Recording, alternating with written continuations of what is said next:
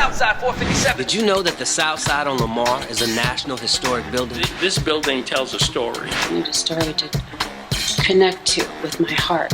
There are so many stories in this building. I wanted to teach other people how to naturally love themselves, and so I ventured into the field of opening my own spot. There are people in this building with a passion to share what they know. When I share my knowledge and my skills and my gift, I'm serving my purpose. Preachers, teachers, architects, attorneys, engineers, artists of all kinds in this building. What makes this place tick to me and makes it exciting is the combination of so many different kinds of people. It's like a melting pot. It's like a melting pot. 15 years, I've never regretted being here at Southside. Welcome to the Southside 457 podcast. I'm your host, Walter Johnson Jr. Let's get it on. You can't miss the princess. Listen, Linda, listen. Southside 457. Welcome to the Southside 457 podcast. I'm your host, Walter Johnson Jr. And today we have another special guest. Talented brother, owner, founder, CEO, president, Steven with Talon Entertainment. Yep. Welcome to the show, brother. Hey, thanks for having me. Man, good to have you. So, one of the questions that I always ask everybody that comes on the show is, how did you get to the Southside on Lamar? Like, what was your first experience with this building, and Sure. how did you? Yeah, let's see. A friend of mine became the Dallas Film Commissioner, and in his first week in the role, they were basically giving him a tour of all locations around the city that have either been in film or TV or commercials or aspire to be. And this, Southside Studios was one of them among many, the fairgrounds, all that kind of thing. And when he saw Southside Studios, he independently of me just had, I suppose, a feeling that I would be interested in that. So he called me and said, "You have to come down here." And so within a week, I don't know if that's factually correct, but in the version of the story I tell, like the third day on the job, he called me and flew me here. And I toured it and just kind of fell in love with the character it had. It's like a really interesting property that Jack Matthews, who's done all this, owns and had owned for some time, but was missing the trappings, right? Like the institutional kind of knowledge and quality it needs to be what it could be. And I just kind of got into it really fast. And then from starting to learn about that, I started to learn about this part of town, the Cedars, also the Bishop Arts District. Like I just kind of fell in love with the artistic scene kind of woven through here that I knew nothing about being from New York and Florida. And it all happened really quick. And so we did a deal and now I'm here all the time. So you did a deal with Matthew Southwest? Yeah. Mm-hmm. And the deal is for Southside Studios. Correct. So when you came down here specifically to go to Southside Studios to look at it? Yes and no. Okay. Yes, I came down to look for soundstage space because Tony, the film commissioner, thought I would be interested in that. So just in city. Dallas in general? Well, there was a different Matthew Southwest property. It's that old Iron Mountain, the building with Iron Mountain on it. Yeah. And I went there and it was like, oh, it's big. It could be. And it worked, but I wasn't super excited about that.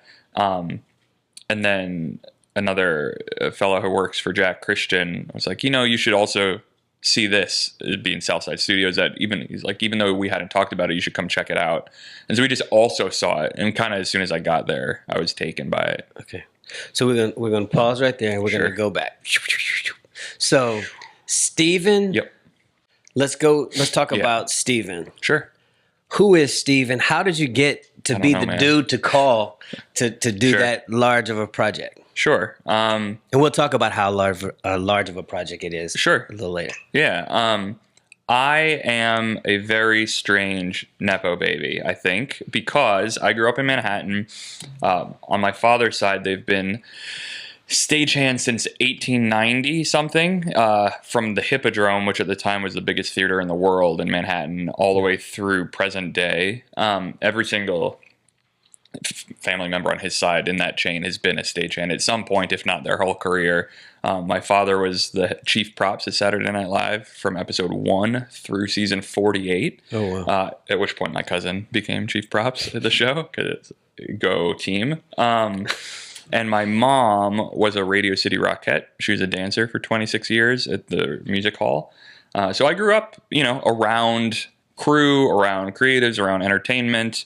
My first real job was catching cue cards at Saturday Night Live, just standing there while he whipped them into my face.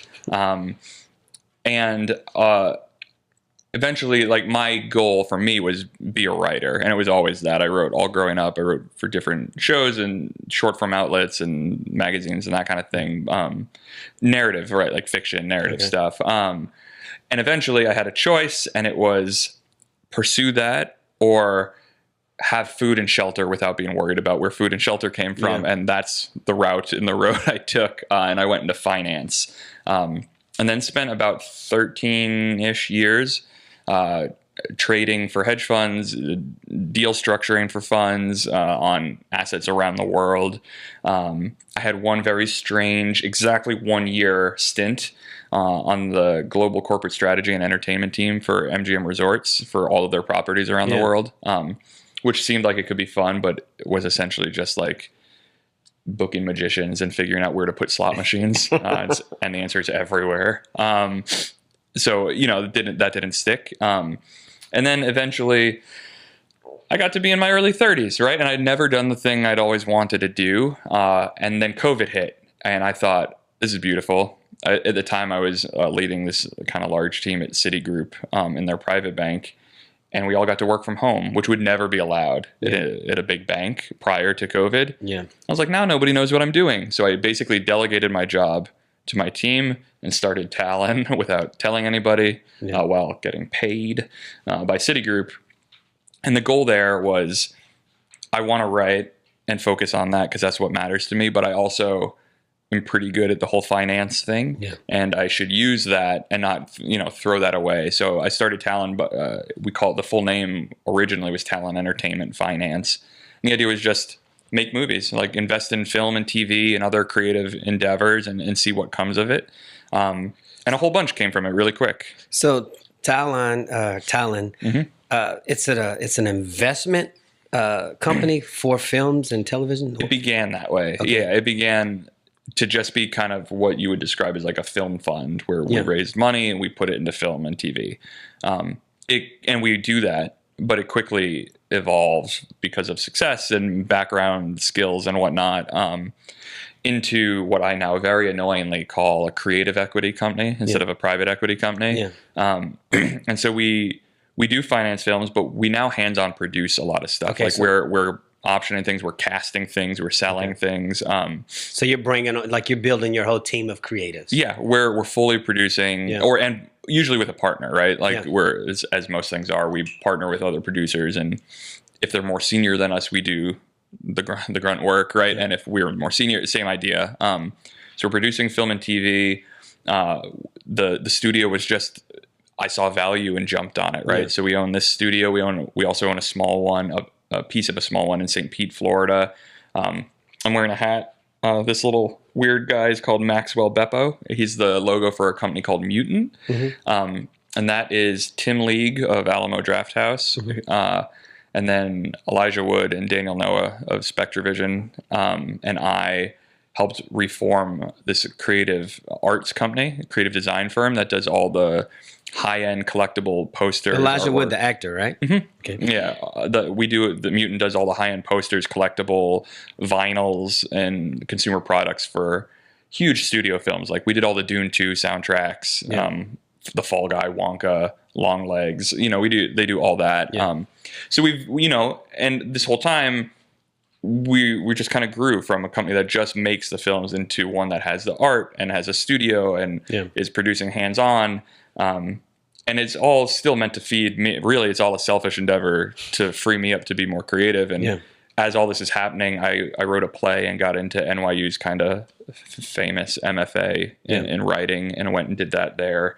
And so now Talon and myself are signed at 3 Arts, a big management company, and WME, one of the big agencies. Yeah. And it kind of, it's all kind of coming together to produce this output of we fund and create things, whatever they may be. So speaking of creating, you did a movie with Elijah Wood, or wrote it, or No, I was a producer. just a producer? Yeah. 'Cause, what was the name of the movie again? It's called Bookworm. Bookworm, and then Spider and Jesse. Mm-hmm.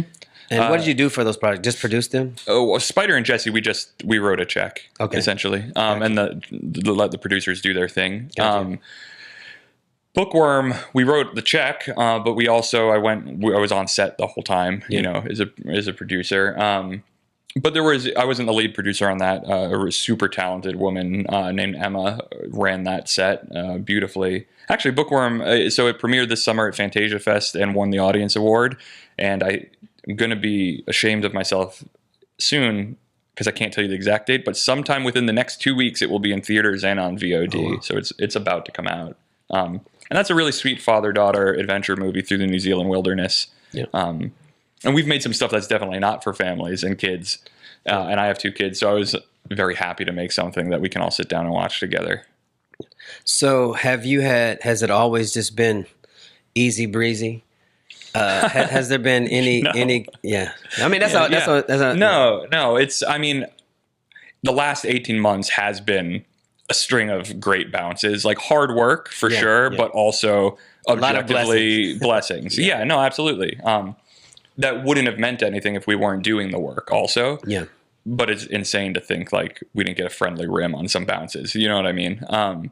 So what's some of the pressing through moments, the pressing on? And Sure. Well, this summer I thought I was about to be a producer on the biggest film I've done with the most kind of famous talent and most reputable producers I've ever done.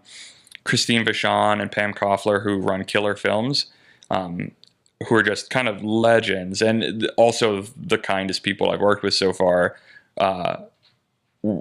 Were going to have me on as a partner producer, a junior relative to them, right? But as a producer on this film with Todd Haynes and Joaquin Phoenix, that I was really excited about because like he's been to Cannes 3 times, Todd has, and Joaquin is he's Joker, he's Joaquin, and so I was really excited about that. And then I don't know if you've Googled his name recently, because aside from Joker, you'll see Christine, our producing partner, being very angry at him for bailing on production the day before we started shooting. I didn't see that. So that fell apart at the last possible moment. So that was disappointing, right? And that was time, dollars spent structuring the deal or lost. They're just gone. That's part of the business risk. But I think the reason we're okay and the reason it works the way I do things is we do think, people tell you just in personal finance, like live within your means. So we invest within our means, right? Like we make films within our means. So if one goes to zero, that's sad, but okay, right? We're not felted. We're not out because we overbet on one thing. Talon's whole motto is to have enough, not all, right? And so we're trying to hit singles, not home runs. So when you started doing because you said you were the Saturday night thing as your first job, and then you got into finance. So you went out of this entertainment thing into finance. Were you just a numbers guy, or what was the thing that took you, like, because you were already in the entertainment? You could have just stayed there and you could have been what your cousin's doing now, right? Or whatever. Sure. But why? Well, the reality of the business is like, how lucky is so much of my family to be on a show that's having its 50th season right now? Yeah. Most shows don't. Most shows close, right? Like, and stagehands in New York have extremely high cost of living, like high taxes. They're on this Broadway show that doesn't make it out of previews, or they're on a show that gets picked up and it's canceled because nobody liked the first 2 episodes, and then they have no job until they get another one. Yeah. So for me, and that wasn't my experience because both parents, my dad was on the show that was on for 40 years, and my mom did have a 26-year career dancing, which is insane. But I still got to know what that life is typically like, and I just preferred the smoothness of something in finance. And I was really compelled. I am pretty good with numbers also. I do have a little bit of each side of the brain thing going on. And it was a game. Like, I don't know. I think bankers will lie maybe and make it more complicated than it is, but it's like legal. I mean, it's all legal now, but it's like institutionalized gambling. There was something fun for me about trading of saying like, I think this will happen, and having to throw down and find out if I was right or wrong. And ultimately, I was good at it because of the whole you're more right than wrong. More right than wrong, but also I'm wrong smaller than I'm right. I'm right bigger than I am wrong, or was for that period of time, which I've taken to Talon. Right, so we've gotten offered films with a big famous person, where the budget's 7 or 10 million, and we could go big and lead this. But if it goes bad, we're crippled. So we started by doing smaller films. I'm not allowed to say exactly how much, but Bookworm was, I put in sub $1 million, right? Yeah. So if it went wrong, bummer, but it's probably not going to go wrong where we lose all of it, because the director, Ant Timpson, is extremely talented and reputable, and Elijah's a bankable guy and just such a talented actor. The whole crew was amazing. So like, sure, we could lose, but we're not going to lose all of it, right? It's not like putting it on red and it comes up black kind of thing. Yeah. But yeah, so I think that's how we kind of manage it. So when you went from the Saturday Night Live to doing the banking and then banking to Talon, and so when you went to Talon, why not just production company versus let me be a bank for production companies, essentially, or invest. So how did you, where was the investment part of it? Is it just because you saw the need for people, you saw the need for dollars, and you said, you know what, I can do something with this? And and you mean as opposed to going right to being just being a production company? Things. Yeah, sure. Yeah, because I mean, you're obviously passionate about that as well. Yeah, and for sure I am. I spent this morning talking to my manager and agent about where we're at on the scripts I've written, because Talon really exists to serve my creative side. And the film commissioner for Dallas, who I recently hired to run Southside Studios, part of the deal with him is like, every year we hit our mark, you'll get a bonus and some cash to shoot a film you want to shoot of yours. So I don't want it to just be a creative thing for me. It's for whoever our full-time people are. Yeah. Whatever their creative aspirations are, like Talon should exist to serve that. Yeah. But to answer your actual question, it's crass, but it's a lot easier to get calls back from the big players if you show up saying, I have a bucket of cash, versus I want to make this thing. Can you put your people in it? So my thought was strategically show up and say, I've got cash. They'll all talk to me because they have to. Yeah. And then that's smart. So and then I'll slow burn my way. That's how you got into the room, right? Mm-hmm. That's smart. I did that. And that was the plan, and it was going great. And I went to show this agent at CAA a script of mine, and his eyes glazed over, and I could tell his inner monologue was like, oh my God, the Monopoly man wants me to read his scribblings. And I was like, man. Shoot. So this doesn't confer credibility creatively, even though I am here. Yeah. So that's why I applied to NYU's MFA and got in, because a third of the business has been to that school. So I was like, if I get in, they all have to believe me. Otherwise, they can't believe themselves. You know what I mean? Yeah. So that's why I did that. And that was great. The people I met were great. So, what's some of the biggest, achievements that you've made since you've crossed over? Sure. And have you done any work back in finance at all, other than finance and film, since you created Talon? Because you were working. Oh, you mean right? I did. Yeah. Talon. Don't worry. The two big producers. Correct me. It's fine. The two big producers on that Joaquin film always called it Talon, and I was like, they're too successful for me to correct. Yeah. I'm gonna let that go. Yeah. Are you asking if I've done any just pure finance? No, stuff? I mean when you switched over to Talon, did you ever go back to make a little bit of money over there? So it was up. I mean, just I just went for it. Yeah. We've been lucky, my wife and I and our family. Business, we did a good job. We do live within our means. So my thing I've always said is if Talon fails, we can afford our lives on a janitor's salary. Yeah. So as long as I feel like I can go get a job and be successful interviewing for a janitorial role, I can take whatever risk I want with Talon. Yeah. So no, I haven't gone back. And where'd you learn that from? From your parents, or? Probably. If I think about it more deeply, it has to be how hard both parents worked. But what I tell people is that being a janitor is the only job I've ever been fired from. So if I lost talent and I was in a bad place and wanted to redeem myself, I'd go back to being a janitor and not get fired just to prove I could do it. Because that was a college job. And it's just stupid. A security guard woke me up one Sunday morning because I had fallen asleep in a Sunday school room, and some parents that had shown up thought a homeless guy had broke in and passed out in their children's Sunday school room. But it was just me, tired from the night before. Wow. Yeah. So the Southside Studios. Sure. Big picture. First of all, why Dallas?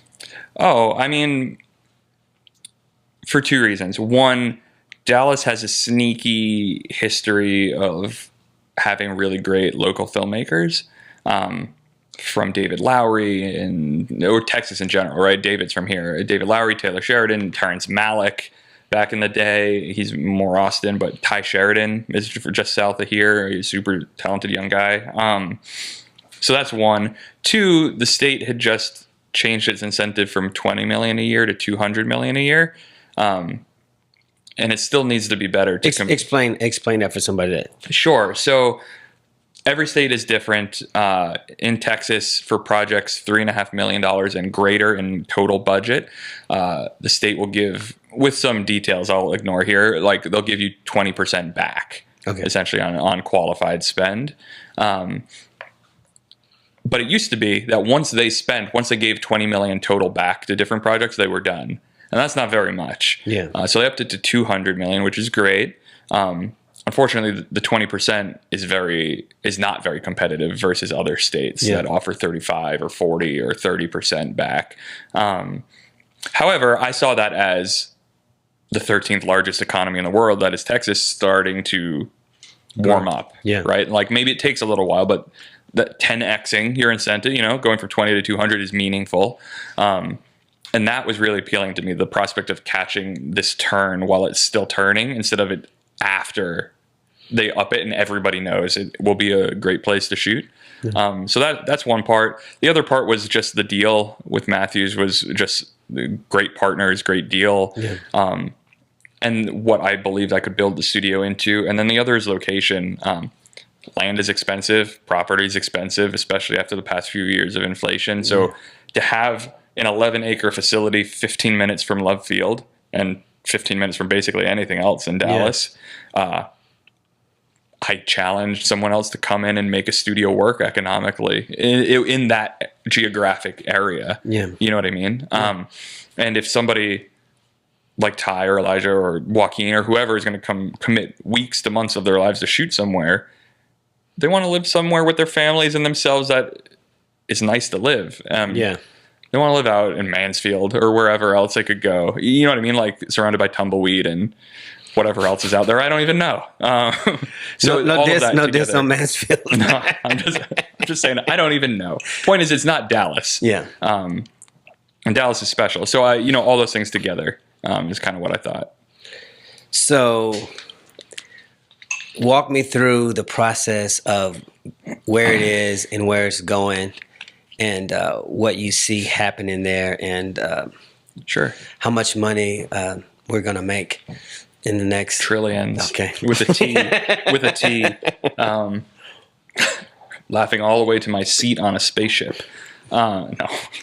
So last July is when the deal kind of formally closed in 2023. Mm-hmm. And the first few months after that was spent, working with architects and me visiting other studios, talking to other people I know in the business to figure out, one, what people need, and two, working with the architect to understand the limitations of the space, right? Because it's not a completely blank canvas, right? Yeah. There's an existing building I'm working with, and we're not tearing it down to build something new. So I wanted to I didn't want to build something that aspired to be more than it actually is and can be. I wanted to make it the best version of it, right? Like its ceiling is a certain number of feet high.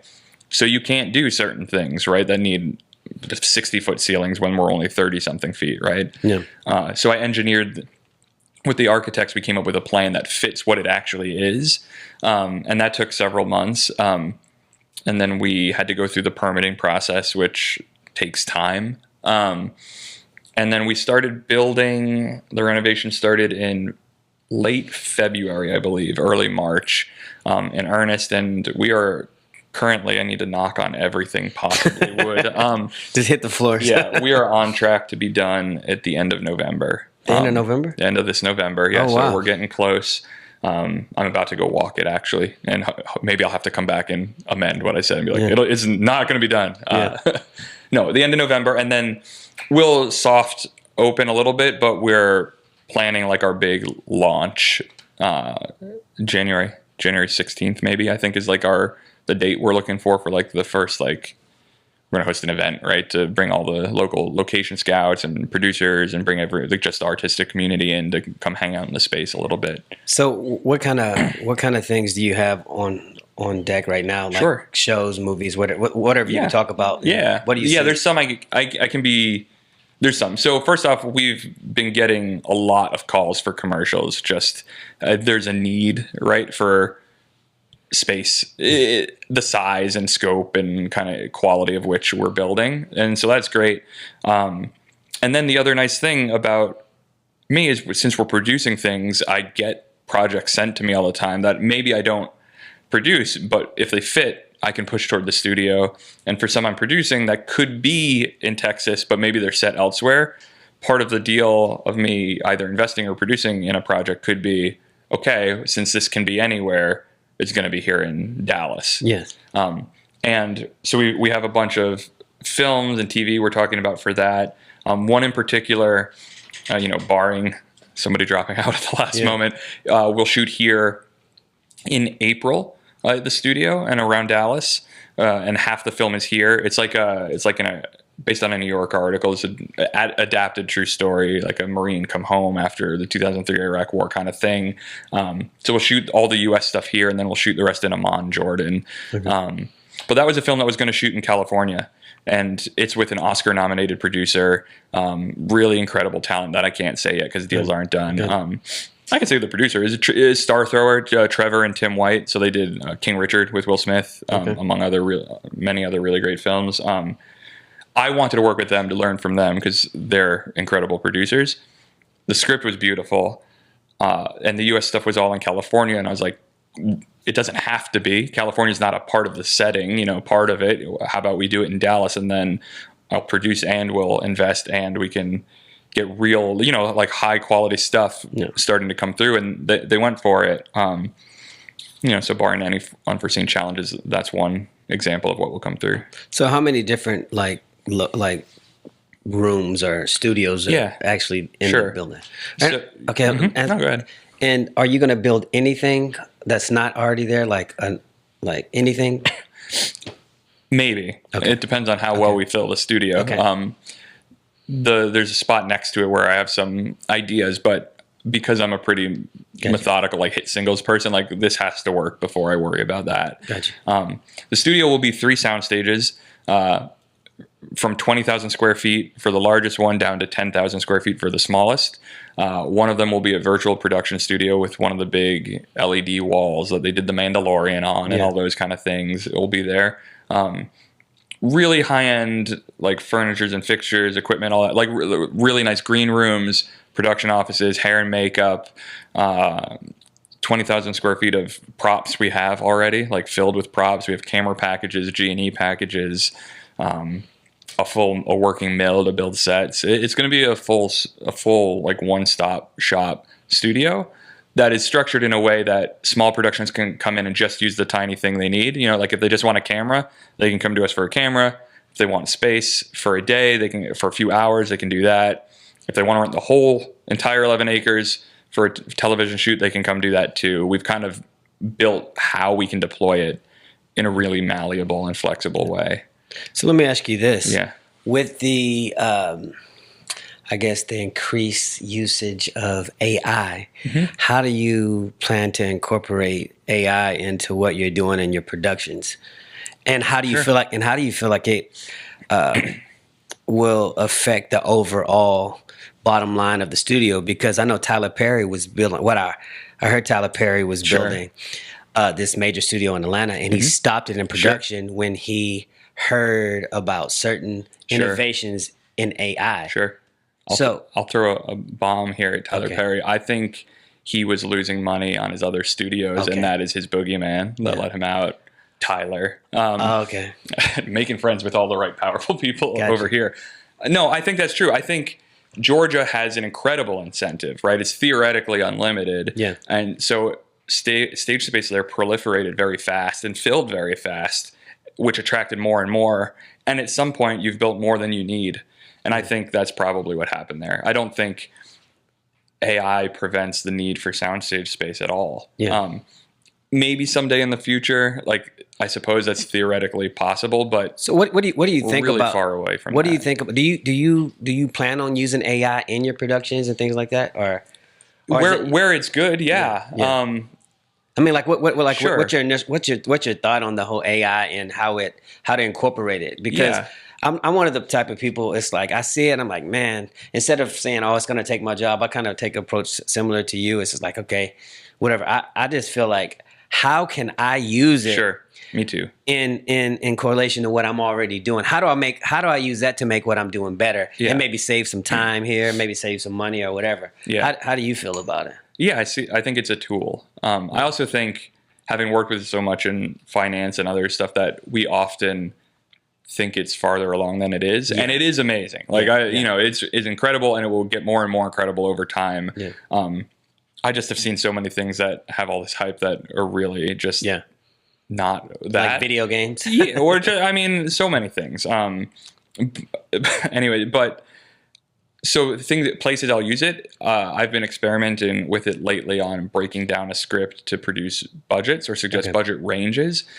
There's still so much nuance there that it gives a good range, right? Like, this is a $3 to $7 million film. But to actually know, you still need the line producer who actually knows the ins and outs of different incentives and legal fees and way to work with a union or how to manage locations, like that it just can't do yet, because it doesn't have enough data to teach itself. And it needs such an incredible amount of data to be able to do that. But there are things like that. Anything that like you could code into a spreadsheet yourself, it can probably learn and do better. Yeah. And that's great, because that's boring. Yeah, for it me. is Like, I don't boring. want to spend time doing I'm that. at war with spreadsheets. Yeah, it's not where you want to be spending your time if you want to make a movie, right? But for creative things, since we said, I write also, I was having fun with it during the writer's strike, and I put a script in that wasn't quite finished, and I said, finish this for me. Yeah. And it did, and it was terrible. It's just horrible. It's not creative. It's not imaginative. Yeah. What it does is it takes in a lot of data and spits out the version of that data it thinks you're looking for. I was interviewing some lady, I forget her name, Kelly Camp. Okay. She's in the building here, and I think she was talking about, she says AI, ChatGPT, or one of the AI programs is like when you put a script or something like that in, she says it gives you like a very intelligent fourth grader. That's not so wrong. Yeah, I think that's probably true. I think the reason it was such a big deal during the writer's strike, for example, is for shows like a procedural, right? That is going to be the same basic show every week with really small changes to characters over years. Those have more risk, right? Because that is more formula based, right? And it's not like whatever pops out is still garbage at this point, and writers need to fix it. Exactly. But I think that because it follows this repeated process, that fits with the way AI and computers work, right? It's programmed, it follows steps, it's linear. But if you sit, like if you type in prompts and are like, write taxi driver or raging bull, it's not going to do it. Like, it can't do it. Yeah. And if it can someday, we're far enough from that for me not to worry about it yet. Well, let's get off of that. Yeah, sure. Big vision. Like, what do you want to see happen with the studio? Like everything's happening your way. Yeah. What does that look like? I'd love for it to be a creative hub for Dallas, right? It's full of commercials and film and TV, but also not just at the, level, like not just at like a progressed level, right? But empowering recent SMU grads who have a film idea to come shoot, make stuff.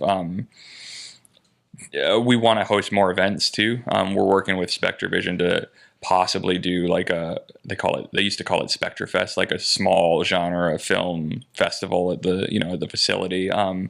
We have very strangely, there's a 4-story kind of blown out building on the property that will remain Like a bunch of parking garages. It's just four cement floors that has been graffitied to no end by incredible local artists. Some of it's amazing. I actually wanted to Have you go done there. it? I didn't. Yeah. But I actually wanted to go there to shoot like an interview there. You're welcome to. Because you see it. It's like where the light comes through. Yeah. It's like you can sit like this is perfect lighting. I just think that's cool. It's really cool. Yeah. And while it remains, So I'm gonna hold you to that. Sure. Okay. Let me know. Okay. But while it remains, Can I a get a blown key out too? building, you can have a clicker. It's like Okay, a clicker. I take a clicker. Whatever. I want to do like a short film challenge again I want to build up Festivals young and things creatives. like that. Yeah, but also like, here's this building. It's insane looking. You come write something for it, and you can come shoot in it for free and have like a contest, right? Like, here are these 10 teams. Like, what can they make? I just want to figure out a way to make it a creative hub for the community and for upcoming artists. Yeah, I'm passionate about like creatives and things like Yeah. that too, because I just feel like a lot of people sometimes. I think people sometimes don't give the artist or the creative the same respect as they do like maybe the businessman or maybe Sure. the doctor or whatever. And they say, yeah, like, well, you're not saving anybody's lives or you're not making anybody no money if you're like some banker or whatever. But I just think that like the artist, for me, needs to be looked at as essentially like with the same level of respect. When has anybody ever said, "Oh, your leveraged buyout spreadsheet changed my life"? Like, never, right? They say that about music or film or a novel, right? I say like the world is black and white, and artists we bring all the color. Sure. And, Yes. and different shapes. Yeah. Yeah. It's square and boxy, and we bring Absolutely. the shapes and the color. Sure. But so, with that being said, we're about to wrap up. But I have that for that person that's seeing this interview and they're young, and they're like, man, I want to do that, and like, what's some inspiration you can give them to get past where they are and to keep pressing on because like where you are is some people's dream. Like some people like they're dreaming right now to be where you are, and you're in the space and you're moving, you're doing the things, and they have their iPhones and they got these visions to shoot movies and all these things. Sure. So what would you tell that person or those people? Yeah. Well, I mean, I think, I don't know if I can do it, anybody can, right? Like I said, I make a joke about being a Nepo baby, but in some ways it's true, but I'm not chief props on a show right now, right? Like that would have been me leveraging that. Nobody in my family had been a producer or a writer or any of these things. So, and as you quickly learn, like if you're good at one thing in this business, they don't assume you can do other things, right? You're good at your one thing. So I think it's do the thing. I think there's a temptation to be like, oh, I'm a writer, but you don't have finished work, or, oh, I'm a filmmaker, but you don't have finished films. And I see that a lot. Like people will come and be like, hey, I have an idea for something. Will you invest in it? Help me make it. And I'm like, can I see it? And they're like, oh, it doesn't exist yet. Like, we'll make a bad version of it, like a cheap version of it, right? Give me something. Everybody is like, cool, you made it for $6,000. This looks great for $6,000 or whatever the dollar amount is, and now I believe you that if you had a full budget, it would look great for its budget, And so I think I would say make things. And then the other thing that has worked for me pretty well is to solve other people's problems without asking for anything back. We've done that a bunch where we've came in and helped somebody with a production or whatever their issue was and just fixed it. And we weren't like, we'll do this if you give us A, B, and C. We're just like, here, this seems cool and you seem great. So we did what we could. And it's within reason. You can't do everything, but we've done that and that has come back.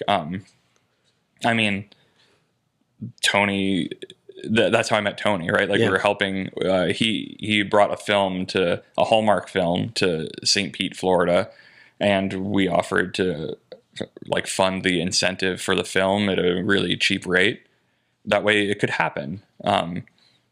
When others wanted a lot more in return, we're like, we just would think it would be cool for it to happen in town. Yeah. And so that built our relationship. And then flash forward a few years, and he's here as film commissioner, calling me and bringing me to Southside, which I never would have known about without him. So, like, put good out, it'll come back, and just a little bit of patience, and then I don't know. I think that's it. Like, just being glad with whatever does come back. Yeah. Okay. So, do you think you ever see yourself directing or maybe acting in one of these films? Or not acting? God. In the MFA program I did, like, we'd workshop and read each other's stuff, so we'd have to act and table read each other's stuff, and I was constantly apologizing to my cohort. I'm sorry. You wrote much better lines than what I delivered. But directing, sure. I was a directing fellow and had something at Rain Dance Film Festival in London, so I've made a couple shorts for me. Any desire to do anything major like that? Yeah. I mean, if I could be anything, I'd be a writer. Yeah. Producer, I also quite enjoy in his work, so writing and producing. But I think any writer, like, many writers know, like, you become attached to your work. Yeah. So, of course, like, if somebody will let you direct it, of course you want to. Yeah. I'm trying to take the approach of, like, there are things that I'm more right for that I write than not. So I wrote one that I was speaking about with my manager and agent today. Once I got the studio, I wrote it for Dallas. It's like the setting is like Bishop Arts, and over here, Cedars and blah, blah, blah. It's set here. But it's like this strong female lead character. So I think a woman should direct it, right? Instead of me. But then there are others I've written that I'm like, I could do this one if somebody will let me do it. I just have to convince them I can do that. So what would you like to see more of in that whole space that you're embarking in right now, like the whole film space and studio space? What would you like to see more in that realm? Do you mean like other people who are doing the same things like you, like maybe in different cities or whatever? What would you like to see more? That's a good question. I think maybe it would be really cool if something similar happened where creatives had a stake and they had equity in their studio space, so they could use it as kind of a commune is the wrong word, right? But like a shared space for creativity. An idea I have for Southside is just ripping off Francis Ford Coppola's original ideal for American Zoetrope back in the 70s, his company, and it did not work for him. So I'm being aspirational, stealing his idea. But every full-time employee will share in the revenue of Southside, right? Like they will have part ownership, right? Like, and we'll figure out what it means, but I'm doing this because I don't need all of it, right? But I want everybody to think that this is our space together. And treat it like it. Yeah, and treat it like it, right? And care about it to that degree. Because enough, not all, right? Like I don't need all of it. I just need it to work. Enough, not all. Yeah, man. That's good. That's Talon's slogan. That's Talon's slogan? I mean, we don't have like on paperwork or enough, anything. not all. Enough, not all. Enough, not all. Yeah. But yeah, that's the goal. I think that would be great. In the end, I really just want to be making things because it's fun and just want to be me. I just want to be me. I'm real happy with me. Great wife and kids. So are you influence do any of your kids? How old are your kids? 7 and 3. Okay. So does your 7-year-old know what you do today? Yeah, he loves it.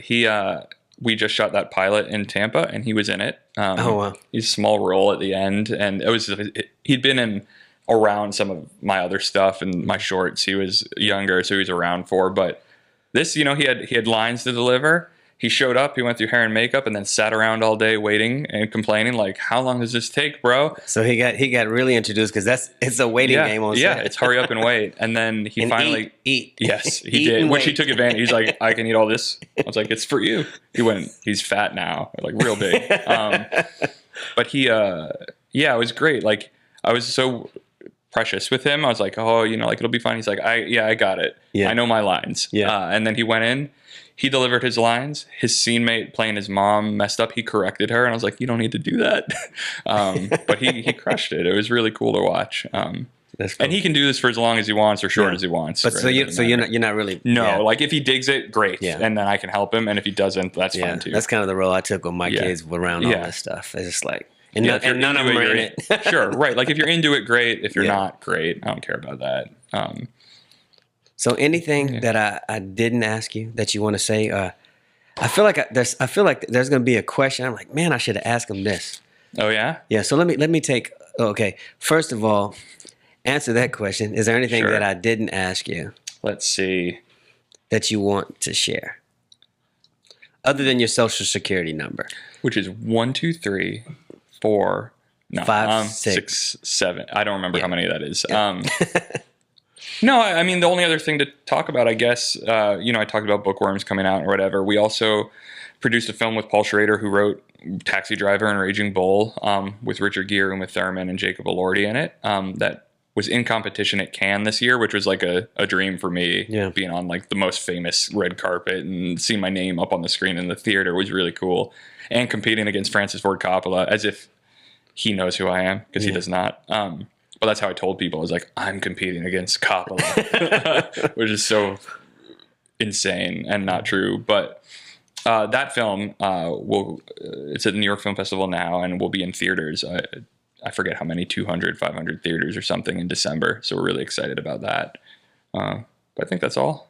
So before we get out of here, do you plan on mentoring, or do you mentor at all, or like what's your process for that? Sure. I suppose I bristle at that word because who am I to do that, right? Yeah. Like it makes me feel like I'm pretending too much to be somebody. Yeah.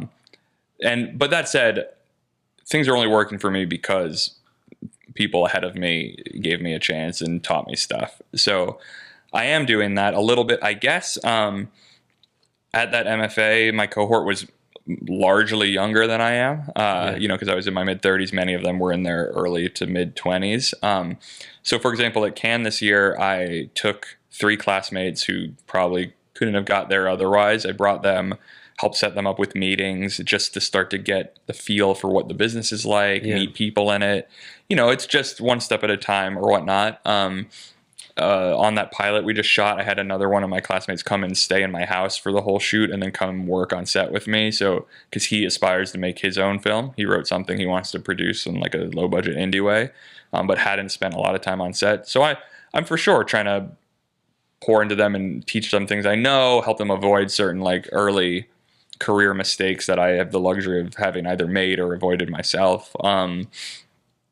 Yeah, so I think it's happening naturally, and it's like maybe not so intentional, but it is happening because it is something that people did for me, for sure. So, do you have any like I hear a move like this is my scatterbrain going out. Sure. So, do you plan? Is it just movies, or do you plan on doing shows and like TV shows? Oh, sure. Yeah, well, we did the pilot. Who knows what will come of it? But so film is the main thing creatively. TV's another, but I also love theater. So I would love to crack, the Broadway play as well. In fact, I keep a list of great projects that had come across my desk that I passed on, and are now awesome. Like that got made and are awesome after I said no. And there's a play right now called Oh Mary that's just blowing up on Broadway that last fall they're like, do you want to invest in it? I was like, nah, it's not going to work. Yeah. And now it's working really well. And I also have a list of films like that too. I just try to remember, like, not every project needs me to be good. Yeah. You know what I mean? So what's one thing that people don't know about you? I've played the drums since I was 5, since you guys are many of you are musicians. Yeah. Okay. I've been playing since I was 5, which I don't really anymore. So I guess probably should past tense that. I played when I was 5, for all growing up, and then into young adulthood. I don't know. I think that's it. I spend most of my time now is either work or like at home with my kids. Does it feel like work what you're doing? I certainly feel tired like it's work. But no, the difference in how I feel when I'm exhausted now versus when I was exhausted for Citigroup, say, or MGM is night and day. Yeah. Like, to me, this is like fun tired. Yeah, right? You want to exert all your energy into it. I do as much. I'm trying as many things as I'm trying now because I'm excited about it versus you have to, like this, going back to the salt mines kind of thing. That was the bank and MGM. Although, I mean, I'm grateful to have had those jobs for sure, but there certainly wasn't anything like spiritually fulfilling about them. One more question. Hit me. And that's it. What are you reading right now? Ooh, what am I reading? The Curious Incident of the Dog in the Nighttime is a novel that I had heard about a lot and Written by want to who? read. Mark Haddon. So I think I'm like 40 pages from the end there. And the end, I don't know the end to spoil it yet. So I'm reading that. Yeah. And then reading a lot of plays also, because I like reading stage plays. Kenny Lonergan stuff, Sarah Kane stuff, Martin McDonough. Where do you find the time to do all that reading? The airplane. I'm on an airplane a lot. So I live in Tampa. Every Wednesday to Friday, I'm in New York City. So I fly up Friday or Wednesday mornings and back to tuck my kids in Friday night.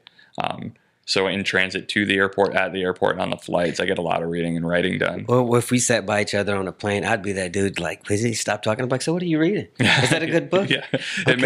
What do you do again? Well, I've learned I've learned I'm really insecure. So if I'm gonna write, this is writing, by the way.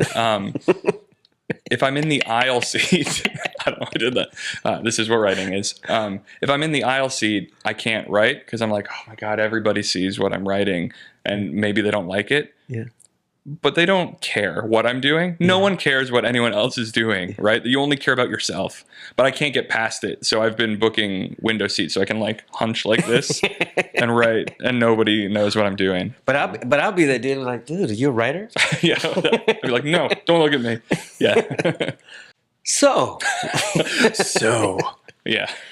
Okay. I said one last question, but okay, we're gonna edit all those times out. Yeah. Okay. So do you plan on putting any other studios like sound production, recording, anything, or like anything? Yeah. You understand what I just said? I know exactly what you're saying. I was waiting for this question. You were waiting for it, right? Oh, yeah. I'm so clear, so Post-production articulate. suites, ADR rooms, recording studios, extra production offices, Foley pits, all of that.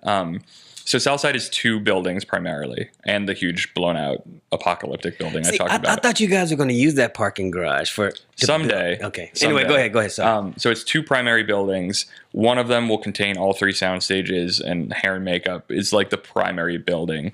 The other building will have like photography psychs and all the support stuff, right? The mill, the props, the cages for the gear. And that's because I'm conservative and we're doing one thing and we're filling it.